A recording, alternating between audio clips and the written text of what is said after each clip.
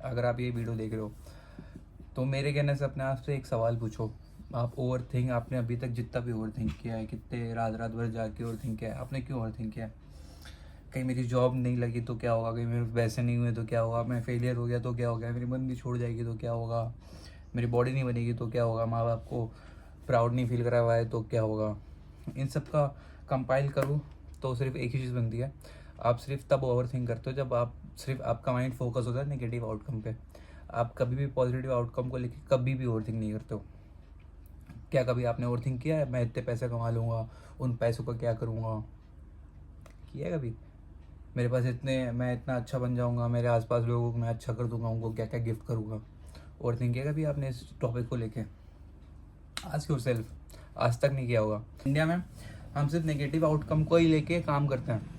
बेटा काम कर ले, अच्छी लड़की नहीं मिलेगी, जॉब नहीं, पढ़ाई कर ले, जॉब नहीं मिलेगी, जॉब अच्छी जॉब नहीं मिलेगी, लड़की नहीं मिलेगी, तो सब आप समझ रहे हो, सिर्फ नेगेटिव चीज़ को ही हम फोकस करते आए। तो इसका कॉज पता चल गया आपको क्या है, इसका सोल्यूशन क्या है।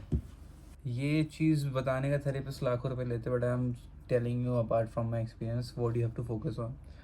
आपको नेगेटिव चीज़ों को फोकस नहीं करना है, like you have to only focus on the things you want and you want in your life.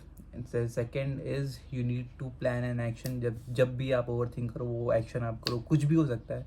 10 pushup, मतलब बेसिकली अगर मेरा कहने का मतलब है कि आपकी बॉडी की एनर्जी, अंदर जो एनर्जी है वो उसको स्टोर करके कहीं मत रखो, लेट इट मूव, वॉक पे जाओ, खाना बनाओ, कुछ भी करो, clean your room, clean your space, do anything.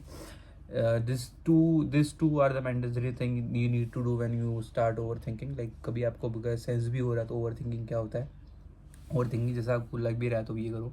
And the third thing is very advance level, you can't do it, I know, but I have tell you, don't believe over thinking exist.